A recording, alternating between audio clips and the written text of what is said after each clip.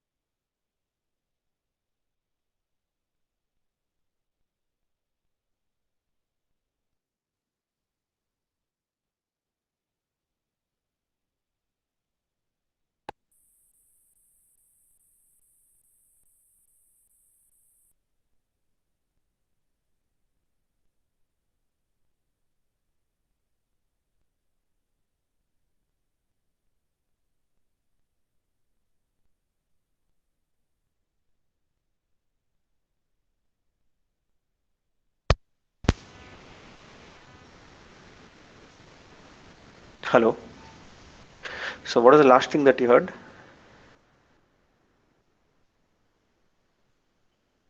Are you able to hear me?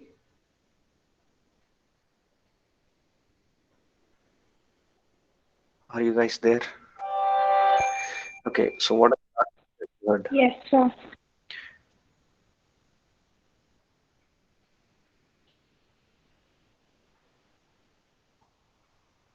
I thought you were able to hear me, and now I realize that you're not able to hear anything. So, what is the last thing that you heard?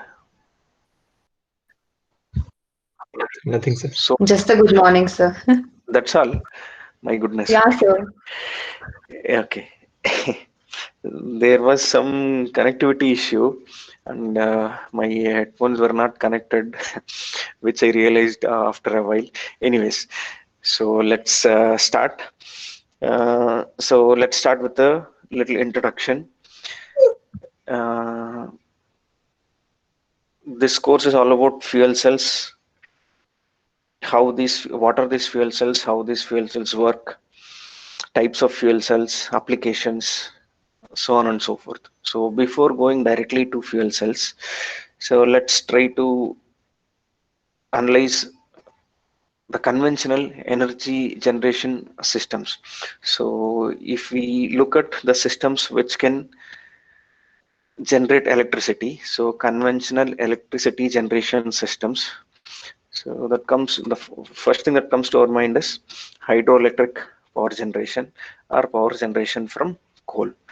So if we take this example of hydroelectric power generation, so there are multiple stages involved in this. And in the first stage, the potential energy of water is converted into kinetic energy. Then the kinetic energy of water is converted into mechanical energy, then heat energy, and ultimately electricity is obtained.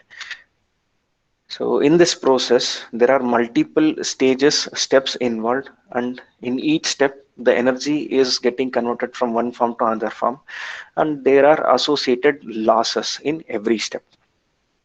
Because of this, the efficiency of the entire process may be around 40 to 50%. So when we consider fuel cells, these are the devices which can convert chemical energy of fuel directly into electrical energy. There are no intermediate conversions. So that is the biggest advantage of fuel cells. So what are these devices? These are electrochemical devices which can convert the chemical energy of fuel and oxidant directly to electrical energy.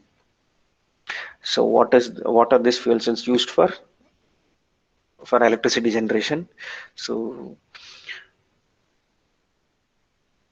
wherever we use batteries, at all these places we can make use of fuel cells. What are the advantages and benefits of fuel cells?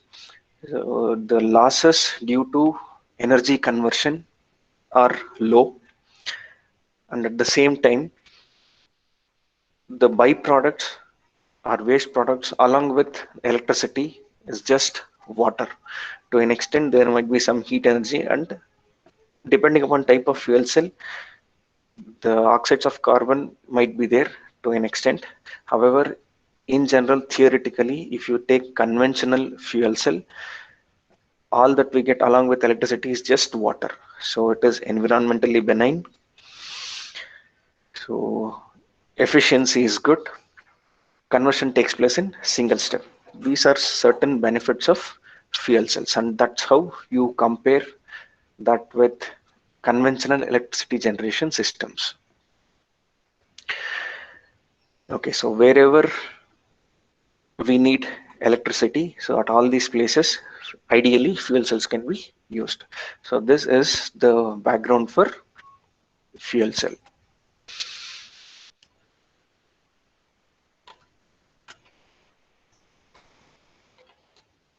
So are you able to see the slides? Yes, sir. Okay, good. So like every other course, this also consists of 5 units, which I have termed as modules. So in module 1, we are going to learn about what is a fuel cell, how does these fuel cells work, the working principle, components of fuel cells, types of fuel cells, basis on which these fuel cells are classified, and fuel that is used in a fuel cell. So what are the requirements of a fuel, what are the types of fuels, advantages, disadvantages, and few general applications of fuel cells. So this is what we are going to learn in unit 1 or module 1. Then in unit 2, we will discuss about different types of fuel cells. Mainly we'll consider 5 different types. We are going to study 5 different types of fuel cells, and that classification is based on the type of electrolyte that is used. There are different. Hello, yeah. So the slide is still on the PPT is still on the first slide, sir. Correct. So I have Oh, not changed okay, yet. okay, sir. Yeah. So I'm just talking about all the modules, so that's why I'm still keeping the same. Yeah. So in unit 2, we just discuss about the types of fuel cells. 5 different types classified based on the type of electrolyte. And module 3 or unit 3 speaks about the efficiencies of fuel cell, losses associated with the fuel cell, little bit about kinetics, so electrode activation or reaction kinetics of fuel cells. Coming to unit 5, sorry, unit 4. So we talk about characterization. So what is characterization? Why is it necessary? What are the types of characterization that are carried out on a fuel cell? So on and so forth. And finally, in unit 5, we talk about the fuel, that is hydrogen. So how is this hydrogen produced, generated, or synthesized? What are the different ways of doing it? And handling and storage of hydrogen. So what are the challenges associated with the handling hydrogen, and what are the methods that are available to store hydrogen? And finally, applications of various applications or applications of fuel cells in different sectors. So this is about unit 5. So this is a brief overview of what we are going to discuss in the 5 units. So with that background, we shall start with the unit 1, that is module 1. Okay, so the basic definition: a fuel cell is an energy conversion device which electrochemically converts chemical energy of the reactants, fuel, and oxidant directly into electrical energy. So this is the basic primitive schematic representation of a fuel cell. So before going into components, I just would like to give you a background for this. This concept of fuel cell started somewhere in 1840s or 1850s. Person by name Robert William Groove was doing experiments with electrolyzer. So he had a setup with which he can electrolyze or split water into its constituent elements, that is hydrogen and oxygen. So that typical setup consisted of two electrodes, anode and cathode, electrolyte, and it was connected to an ammeter just to see, or a power supply, I would say, in the first case, to split the water. So we are talking about the primitive electrolysis setup or an electrolyzer, which was used by William Groove. So he was carrying out experiments with splitting water by supplying electricity. So in that setup, which consisted of two electrodes, anode and cathode, electrolyte, and the power supply, at some point of time, he just replaced that power supply with an ammeter. So accidentally, that power supply was replaced by an ammeter, and the observation that he made was there was some flow of current. So he observed flow of current in that setup when the power supply was replaced with an ammeter. So at that moment, he realized that if we just let the electrolyzer work in the reverse direction, it is possible to generate electricity. So that was the first discovery. And at that time, he did not really term it as fuel cell. So he just realized that there is a possibility to allow hydrogen and oxygen to combine and generate electricity. So that is where this concept of fuel cell started.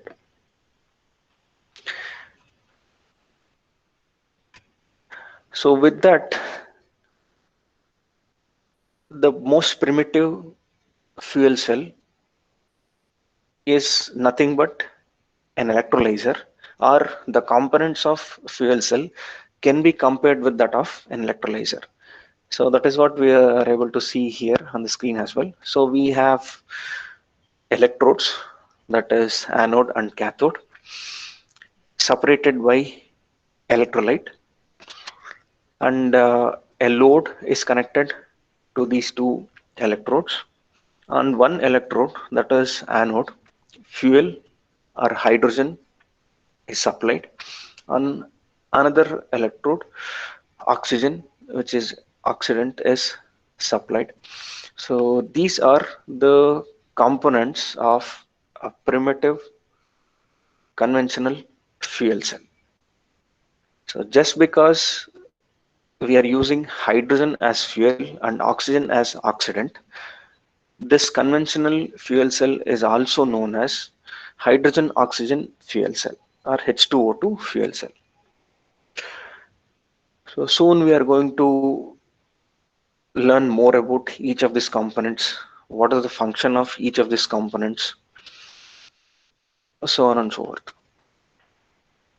So what is happening here in this setup? At one point, that is at anode, hydrogen is supplied, which is fuel, and at cathode, the oxygen is supplied. So certain reactions take place at the electrodes, and because of that, water is formed, and at the same time, the electrons flow through the external circuit, that is through the load. A load is connected through external circuit, and the electrons flow through this external circuit, which is nothing but current, and load utilizes that electricity.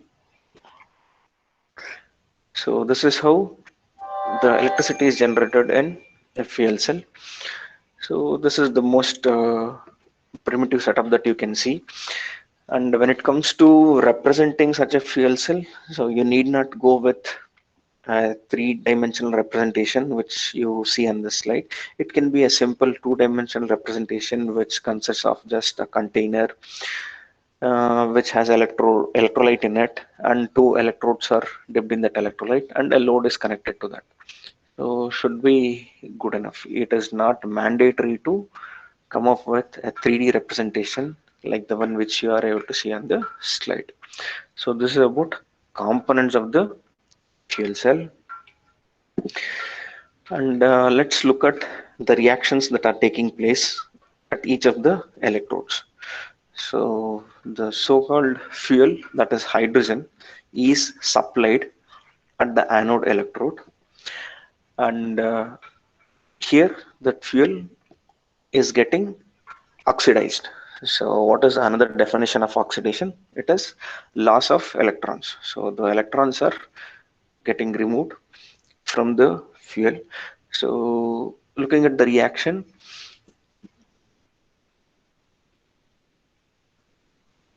the hydrogen fuel is split into protons and electrons.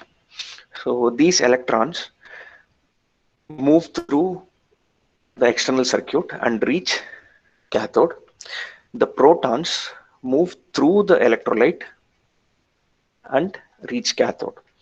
At cathode, the electrons that come through the external circuit and the protons that come through the electrolyte combine with the oxidant, that is oxygen, forming water. So these are the reactions that take place at anode and cathode when hydrogen and oxygen are considered as fuel and oxidant respectively. And depending upon the electrolyte and fuel, these reactions might change. So we have another example where the charge carrier is the OH minus, that is hydroxyl ions. That means when the electrolyte is an alkaline solution instead of an acid, so in such a case the charge carrier will be OH minus ions or the hydroxyl ions. So in such a case, if you look at the reactions at anode, the fuel hydrogen combines with these hydroxyl ions forming water and electrons are generated. These electrons again pass through the external circuit and reach cathode. So at cathode, the oxidant, oxygen, along with electrons and water, regenerates the hydroxyl ions. So this is the case when the electrolyte is an alkaline solution. So this is about the reactions that take place in a typical fuel cell. So here the ions should always pass through the electrolyte and reach cathode, whereas the electrons should pass through the external circuit and reach cathode. So that is the ideal situation. That is how it should work. Okay, so this is what I started with. So if you consider an internal combustion engine where the chemical energy of the fuel undergoes different conversions. So at one point, so it gets converted to mechanical energy, and some part of it is lost in the form of heat. So unfortunately, that is very high. So if you just consider a generator which runs on gasoline or diesel, so that chemical energy of gasoline or diesel so gets converted into mechanical as well as thermal energy, and most of it is lost in the form of heat. So ultimately it's only 30% that can be utilized, and out of that 30% again only part of it gets converted into electric energy, and some part of energy is lost in the form of noise and vibration. So ultimately, so only 20% is what we get in the form of electrical energy. So if you consider a fuel cell, so that chemical energy gets converted directly to electrical energy. Depending upon the type of fuel cell, there might be some losses. So in spite of that, if you consider the conversion efficiency here, it is around 60%. So 60% of electric energy can be generated, whereas when you compare that with an internal combustion engine, it is only 20%. Of course, these are typical numbers. It is not. It is just for an example. So it might vary depending upon the type of fuel cell, and ideally, on paper, this can go up to 100% as well. So that means the chemical energy of fuel can ideally or theoretically be converted completely to electrical energy, and we are going to discuss that in detail at a later stage. And if you consider the weight of the system, that is also an advantage in case of fuel cell. So same quantity of energy can be generated with less weight. So this is about fuel cells, and this is about the conventional IC engine. So that is how you compare with respect to weight. And let's look at few examples. So if we consider the example of a submarine, so initially the most primitive submarines were completely operated on diesel engine. So that's how they started. So the very initial primitive submarines were working completely on diesel engine, and later they started using hybrid engines where they club usage of batteries along with the diesel engine. So in such a case, the operation was around just 10 to 12 hours. Say suppose you fill the tank with fuel, and once the submarine goes inside water, so they were able to spend just 10 to 12 hours with that system, and they had to come out to refuel the system. So later there were certain improvements with respect to the diesel engine as well as the diesel electric powertrain that was used. Because of that, the operation got extended to almost 3 days. So later, when these fuel cells came into picture, that operation got extended up to 3 weeks. So that means if you make use of the conventional diesel engine and diesel electric powertrain along with the fuel cells, so the operation got uh, can be extended up to 3 weeks. So this is an improvement that was found when fuel cells came into picture. And here you can see two submarines that operated on fuel cells. So one was in Germany, another one was in Russia. And in the initial stages, so the applications of fuel cells were mainly restricted to space and military applications. So that is because these are the two sectors where cost doesn't play a role. That means, irrespective of how expensive it is, so they want uninterrupted power supply, and they don't mind spending more money, but they want quality. So for that reason, fuel cells first found their application in space and military, and these submarines were were navy applications in the beginning, where cost was not an issue.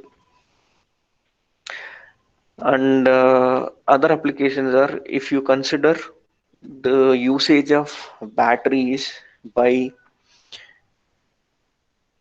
soldiers, the location or place or the necessity of battery during the time of Second World War was little. But later, if you consider recent armors, the requirement of battery has drastically increased. In spite of that, they're still using batteries, so lithium ion batteries. The disadvantages with usage of batteries were, so it's heavy along with the other load that a soldier used to carry. So the contribution of battery towards weight was too much, and people started replacing those batteries with fuel cells. And in this case, polymer electrolyte membrane fuel cells or proton exchange membrane fuel cells, abbreviated as PMFCs, were used. Because of that, there was a drastic reduction in weight and also the volume. So it just used to be size of a hard disk, or at most a size of a briefcase, which was very compact and light as well for a soldier to carry, and which will suffice the requirement of energy requirement of all the armature that a soldier used to carry. So this is another place where the fuel cells found their applications. And of course, there are many other applications. And if you go to the space applications, the spacecraft Gemini was completely powered by fuel cell. And in that case, it was alkaline fuel cell. And along with the power, all the potable water requirement on the spaceship was also fulfilled because of that fuel cell. And we are going to learn more about the alkaline fuel cells as well. So with that, if we just move on to the working principle, so we just briefly discussed about that as well while talking about the components. So what's happening here, the fuel that is supplied at anode is getting oxidized and gets split into protons and electrons, or ions and electrons, I would say, depending upon the fuel. If it is hydrogen, it is proton and electron. So protons or ions move through the electrolyte to reach cathode. The electrons move through the external circuit and reach cathode. At cathode, so the oxidant is getting reduced, that is oxygen is getting reduced, forming water when it combines with the protons and electrons that come through the electrolyte and external circuit respectively. So electricity is produced by converting a primary energy source into flow of electrons, and liquid, gas phase, fuel and oxidant enter the electrode electrolyte assembly separately. So in this case which we discussed so far, where the fuel is hydrogen and oxygen is the oxidant, so both are in gaseous form. So there are certain cases where fuel can be methanol, so it could be a liquid fuel. And in this example, the electrolyte is a liquid.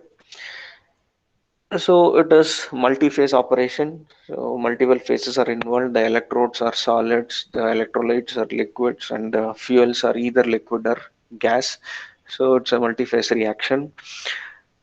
And electrode electrolyte assembly play an important role here. And reactants are transported by diffusion and are convection to the catalyst layer on electrode. So far we did not come across the catalyst. Now we realize that a catalyst is also present and it plays a vital role as well.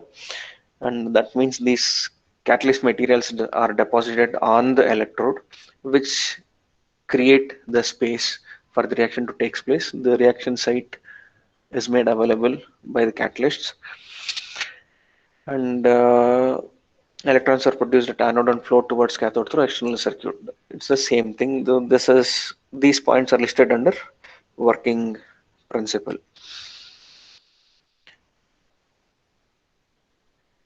Okay, so with this we shall just look into some historical developments that took place with respect to fuel cells. So this concept of fuel cell was first conceived by Sir Robert William Groove, that was in 1839. But at that time, as I mentioned earlier, so it did not really come up with the term fuel cell. So, but the concept originated at that time, and hydrogen and oxygen were mixed in presence of an electrolyte, and electricity was generated along with water.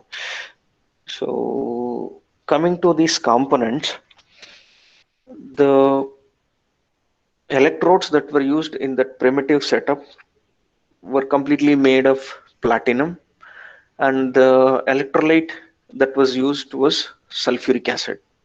So acid electrolyte, noble metal electrodes, hydrogen as fuel, and oxygen as oxidant. These were the components in the early fuel cell or the conventional fuel cell. And the term fuel cell was coined in 1889. So almost after 50 years. So two persons, Ludwig Mond and Charles Langer, came up with this term fuel cell. And the first working fuel cell was built using air as oxidant and industrial coal gas as fuel. So what were the fuel and oxidants in the conventional fuel cell? So hydrogen was fuel and oxygen was oxidant. However, in the first working model, air was used as oxidant, which consists oxygen, and industrial coal gas, which had hydrogen in it. So hydrogen is the primary component, but it was not pure hydrogen. So it was a mixture of gases which consisted hydrogen as well, and air. So along with air, so most of it was nitrogen, but means along with oxygen, most of it was nitrogen. So oxygen and hydrogen are a must. However, it was not pure hydrogen and oxygen, but mixture of gases. And William White Jakes was the first person to replace the acid electrolyte or the conventional sulfuric acid by phosphoric acid. So from that point onwards, another fuel cell by name phosphoric acid fuel cell came into existence. So in the conventional fuel cell, sulfuric acid was used as electrolyte. Later, people started exploring other possibilities, and at some point of time, a person by name William White Jakes came up with phosphoric acid as an electrolyte. And later, during the First World War, the other variants of fuel cells, such as molten carbonate fuel cell and solid oxide fuel cells, came into picture. So these were the times where extensive research was carried out with respect to fuel cells. So in the early 1900s, from 1900 to 1950, so a lot of variants of fuel cells came into existence, and there was advancement with respect to different components or materials that can be used, different fuels, different electrolytes, and likewise the molten carbonate fuel cell and solid oxide fuel cell are two other variants that came into picture during the First World War. That was in Germany. So far, how many fuel cells did we hear about? So one is the conventional fuel cell, which is known as hydrogen oxygen fuel cell. So later, phosphoric acid came into picture. Because of that, so the fuel cell was named as phosphoric acid fuel cell. The third one was carbonate fuel cell, and fourth is solid oxide fuel cell. So in this very introduction itself, so we came across four different types of fuel cells, and later we are going to learn more about these and other fuel cells as well.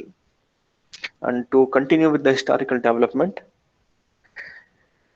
the, as I mentioned, the early researchers, especially the William Grove, he was using the platinum electrodes and sulfuric acid as electrolyte.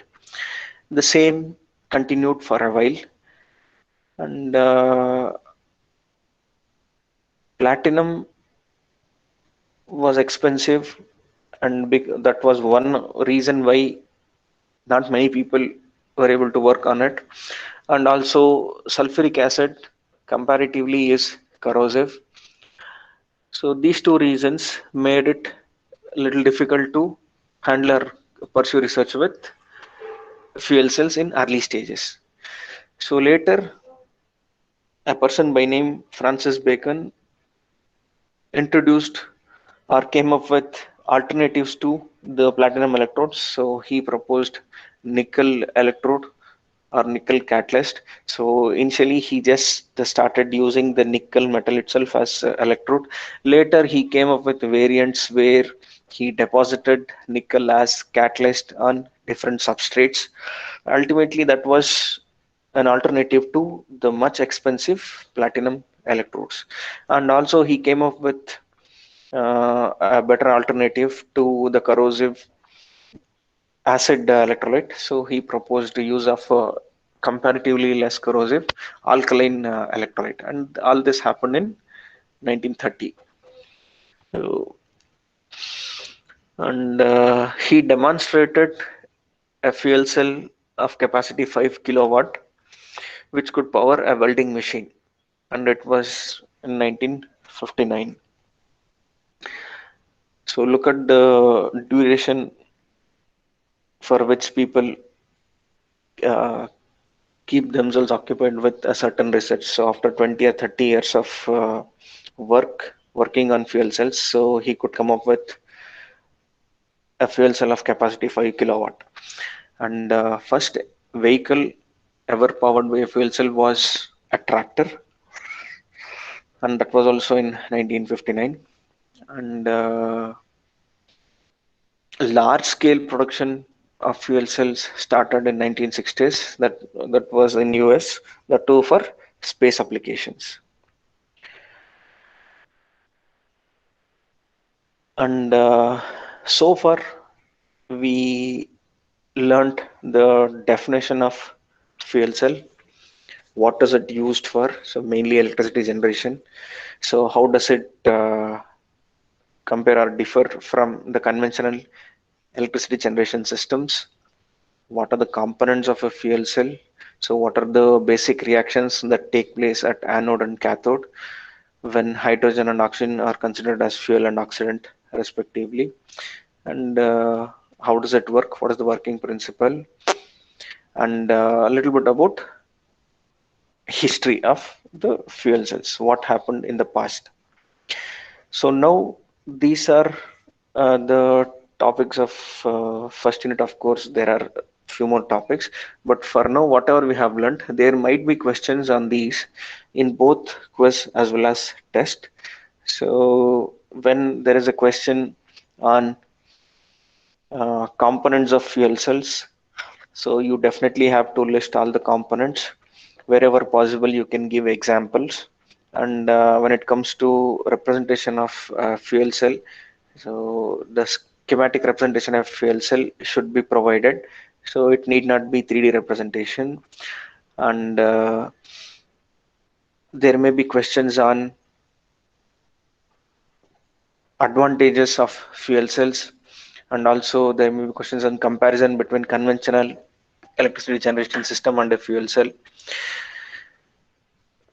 both in quiz as well as test. That means 1 mark or 2 mark questions as well as questions up to 10 marks. And there may be questions on historical developments as well.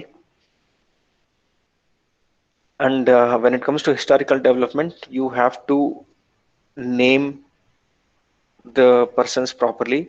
So you should not mix and match. Do not mix the first name and last name of people, and also the dates. So that you have to pay attention to. That is important when it comes to historical developments. And coming to the questions on this, it can vary from anywhere between 4 mark to 8 marks. So depending upon the number of marks, you have to provide the information. So this is about whatever we discussed so far. And let me see, as of now the count is 72. I just briefly call out the names with the list that I have.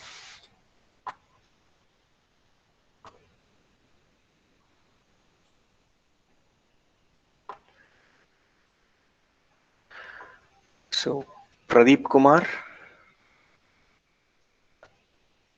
Nandini. Yes, sir. Okay. Yes, sir. Aditya. Sir, Yes. Pradeep Kumar, present, sir. Okay, Pradeep Kumar is also present. Just a minute. So Pradeep Kumar is there, and Nandini. Aditya. Yes, sir. Present, sir. Yeah, okay. So I don't think this is going to happen every day. So this is just in the beginning for 1 or 2 sessions. So and I'm not going to take attendance during all the online sessions. So there is an automatic list generator. So that just generates the list of students who are present in the session. But however, for the first 1 or 2 sessions, I just call out the names. So then Sharath, Prajwal. Prajwal present, sir. Prajwal is present. Okay. Sir, Sharath now he left, sir. I think by mistake he left now. I saw the message on the screen. Okay, fine. Yeah. And Shritij, Ravi Krishna. Kritij present, sir. Is it Shritij? Okay. Yes, sir. Okay. Ravi Krishna. Pavan. Pavan, yes, from BT. Present, sir. Yes, sir. Okay. Present. Okay. Yeah. Nisha. Spurti. Present, sir. Nisha is present. Present, sir. Okay, Spurti is also present. And Riya Sharma. Present, sir. Okay. And Abhipsa. Sir, Abhipsa and Amulya have gone for a workshop from our department, biotech department. They told that I've informed you. Okay, so that is Abhipsa and Amulya. Amulya. Okay, fine. Yeah. Saumya. Present, sir. Okay. And Shreya. Present, sir. But you have logged in with a different name, it seems. So, okay, no, that is okay. Shreya is there. So, Sadashiva, kindly keep your microphone on mute. Okay, and Apurva. Yes, I'm present, yes, and Amulya is attending workshop. Okay, Prasanna Reddy. Yes, sir. Okay, Harini. Present, sir. Okay, Preksha. Present, sir. Ambrish. Yes, sir. Srinidhi Rachappa. Present, sir. Okay. Praveen Khanna. Present, sir. Aditya Anand.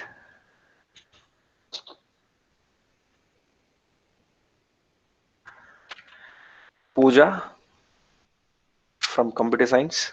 Yes, sir. N Pooja. Okay. Yeah, present. Yeah. Prerna KS. Present, sir. Okay. Divyanshu Anand. Geeta Shivani. Present, sir. Divyanshu. Okay. Divyanshu as well as Geeta, both of us. Okay.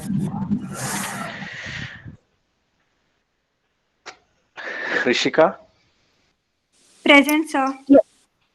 Okay. Yes, sir. Present. Okay. And, Himanshu. Yes, sir. So there are two Himanshus. It is Himanshu Kalwar or Kalwar. How do you pronounce it? Yes, sir. Kalwar, sir. Himanshu Kalwar. Kalwar. Present, sir. Okay. Himanshu Kalwar is present. Okay. And Anirudh Devpura. Present, sir. Okay. Ayush Srivastava. Present, sir. So is this from CS or electronics? So Ayush Srivastava is from Computer Science. No, sir. I'm from electronics. You are electronics with the same name. Yeah, with the same. Okay. And Sandesh Nayak from Civil. Okay. And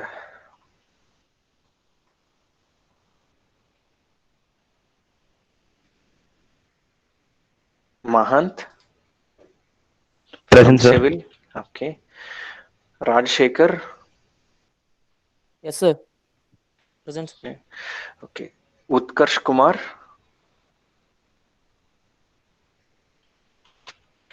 Ajay B from Civil. Mahesh Basavaraj. Sir, Utkarsh Kumar, sir. Present, sir. Okay, Utkarsh Kumar is present. Okay. Mahesh Batar is present. Okay, Mahesh Basraj is present. And Santosh Dodamani.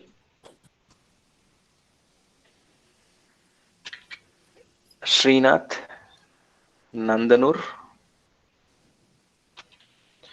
Mithun K. Nayak. Present, sir. Okay. Hello. Satyan Singh. Okay, that's fine. Satyan Singh. Saurabh Kittur. Present, sir. Present. Present, So, sir. just a minute. I'm hearing it from Utkarsh. Can you keep your microphone on mute?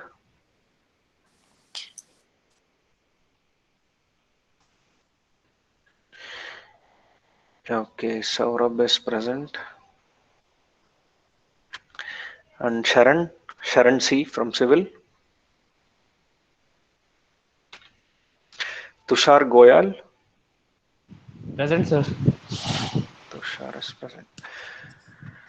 Subhash VN. Yes, sir. Present. Okay, Channabasava from Civil. Present. Okay, Gundappa. Present, sir. Kiran K from Civil. And Salim. Present, sir. Okay, Rohan Akash. Present, sir. Rohan Akash is present. Okay, Sayam Agarwal. Yes, sir. Present, sir. Okay, Nitya R. Present, sir. Arpit Kapil. Suman Saurabh. Yes, sir. Present. Suman Saurabh is right. Okay. Sheetal SP from Civil. Yashika Harish. Present, sir. Present, sir. Okay. Shahid Bashir Malik.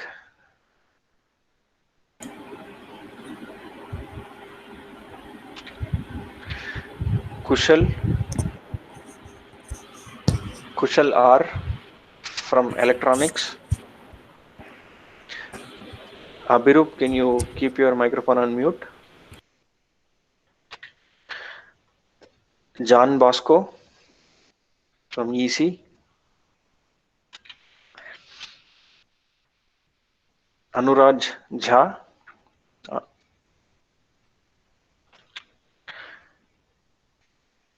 Ujjwal Mahendru. Arijit Banerjee. Present, sir. Okay. Shubham Bansal. Yes, sir. And Kushagra Kumar from Instrumentation.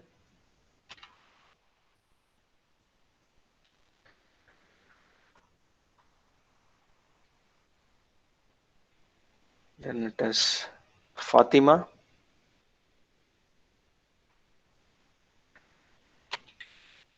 Ishita Mudaliar. Present, sir. Okay. Zainab. Anirudh Sharma. Present, sir. Akash Tripathi. So I'm present. Zainab. Zainab is present. And Akash is present. Okay. Nalin Kamal. Jayat from Industry Engineering and Management. Present, sir. Present, sir. Okay. Girish Gowda.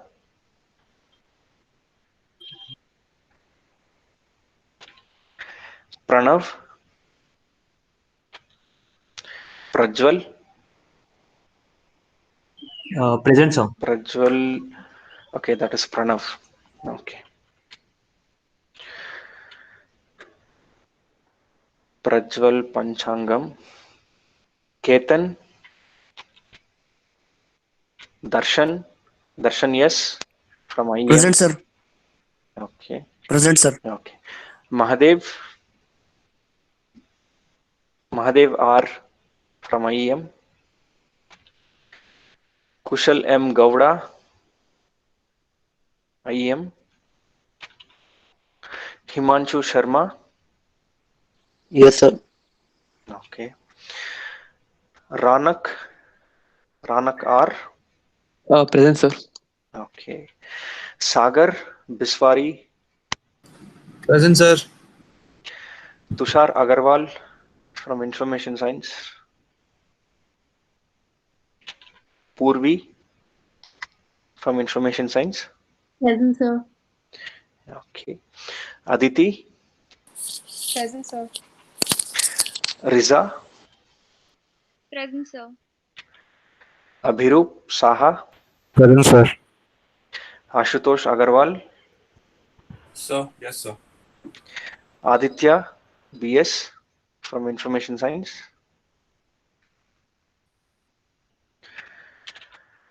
Rakshit Kamath, Present, sir.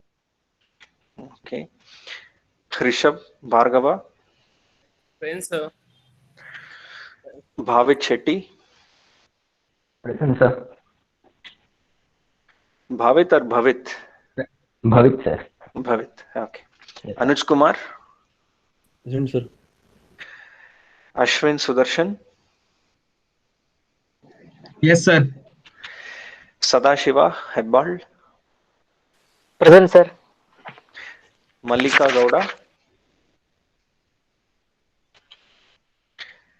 Sohangi,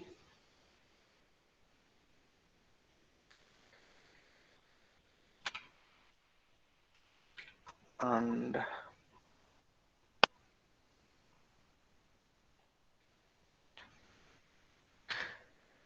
Nabira Shivansh. Present, sir. Okay. So, is there anyone else whose name was missed? Did I miss anybody? Excuse me, sir. Sir, I'm MG Sharath from Aerospace. I missed my attendance, sir. Power had MG gone out. I had gone. I've joined Okay. to mobile again now. Okay. Sir, Fine. Thank you. myself, Kiran from Civil, sir. Okay. Kiran and Sharat. Just a minute. Okay. I'll make note of it. Tushar.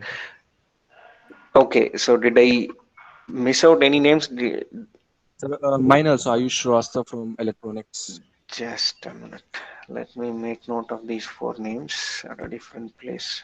So, Sharat, Kiran, and Tushar. Who else? Ayush Yeah. Rasta. Just a minute. Tushar Agarwal. And after that, it is Ayush Srivastava. Yes, sir. You are from Electronics. Electronics. Yes. So, that means your name was not there in the list, isn't it? Sir, I joined recently in my elective. Okay, so earlier your name was not there. Just a minute. So earlier your name was not there, and you now have shifted to fuel cell technology. Yes, sir. Okay, what I Excuse suggest me, you sir. is you just wait, Sharath. So you just have to get your name included from Dean, and he has to send me a message stating that I have to add your name. Okay, sir. I said to the counselor, so he said that it has been done. No, but so far I have not received any communication, because even if I include your name here, so it should reflect in the list that is there with the dean. So what I suggest you is you directly contact Dean Academics. So Dr. Shanmukha Nagaraju. So he in turn will send me a message. So then it is confirmed that your name is there at the right place. Okay, sir. Okay, sir. Okay. So Ayush Srivastava from Electronics. Excuse me, sir. Yes, Siddharth. Yes, sir. I'm Siddharth sir from Civil. Even I've changed my elective to fuel cell technology, and my name is included in the list. Like I've seen my name. So did I call out your name? No, sir. Because what the list we have received for civil engineering department, in that my name shows that I'm in fuel cell technology. Okay, so what I suggest to you is kindly forward that list. Yes, sir. Let me just cross check. Okay, So sir. it is Siddharth. What is your full name? Siddharth Prasad. Prasad from Yes. Civil. Yes, sir. Okay. Yeah. Yeah, excuse me, sir. I'm MG Sharath from Aerospace. Yes, Sharath. Yes, I sir. You have had, noted your name. Okay, I sir. called Yes, your sir. name, but Yes, you sir. could Yes, not sir. answer. Power was not there. Yes, sir. Yeah, okay. Yes, sir. No Thank problem. you. Thank you. Yeah. Okay. So if nothing else, thank you, and we shall continue the discussion in the next class tomorrow. Thank you, sir. Yeah.